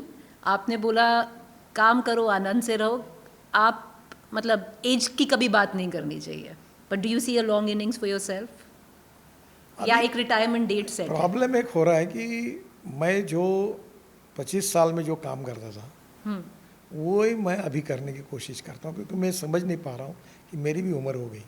और सबसे बड़ी प्रॉब्लम कि मेरे साथ जो लोग हैं, कार्यकर्ता है, पार्टी वाले, वो भी ये समझ नहीं पा रहे हैं। वो बोलता है ये मैं उद्घाटन के लिए यहाँ आना पड़ता हमको। अरे भाई, कितने कार्यक्रम, 9-9, 10-10। मैं अभी महाराष्ट्र के चुनाव में 8 सभाएँ रोज करता था, 88 सभाएँ की मैंने। सुबह हवाई जहाज़ से निकलता था, हेलीकॉप्टर से घूमता था, हवाई जहाज़ से बैठ कर फिर रात को था नागपुर में सभा करता था। अब थोड़ा थोड़ा आता है, पर मैंने अभी ये जो बीच में मैंने 3 बातें कही, आखिर में आपको बताता हूँ, वो मेरे राजनीतिक अनुभव का निचोड़ है। First priority to your health, सबसे पहले अपने शरीर की चिंता करो। Second priority to your honest wealth, और थर्ड प्रायोरिटी आपको जो कुछ समाज के लिए, गरीब के लिए, देश के लिए काम करना है करो, आपको जो लगता हो करो। ये मैं सबको बताता हूँ। सो अ लॉन्ग इनिंग्स, कोई रिटायरमेंट प्लान नहीं है? No, nothing in the future? पूरा अनऑर्गेनाइज, अनडिसिप्लिन मेरा कैरेक्टर है, कोई है ही नहीं प्लानिंग का, स्वभाव ही नहीं है। आपको क्या लगता है, जो आपकी पार्टी की जो रिटायरमेंट एज 75 रिटायर कर जाना चाहिए? मेरा विषय नहीं है ये। मैं अब जब तक अच्छा रहता हूँ काम करूँगा, जिस दिन मुझे लगता है मैं छोड़ औरों देता को हूँ। हाँ, औरों को कोई एज होनी चाहिए या एज नहीं होनी चाहिए? इन सब विवादों में मुझे नहीं पड़ना है। जिसको करना है करते रहे। तबीयत और हेल्थ अच्छी रहती तो काम करते रहना चाहिए। आप बिल्कुल हर कंट्रोवर्शियल क्वेश्चन चाहे कितने भी साइड से पूछो आप अवॉइड कर रहे हैं। मैं आपको क्यों न्यूज़ लाइन दूँ? कोई रॉयल्टी मिलने वाली है क्या मुझे? आपने बहुत न्यूज़ दी एंड आप it was a privilege. Thank you, Nitin Gadkari ji, for Thank you taking very the much. time It's a out. nice I interview. Thank really you. hope many more highways. The road ahead be clear of all kind of impediments. Thank you. Thank you so much and good health. Thank you. And good health. Thank you, Thank you. Gadkari sir. Thank you so much.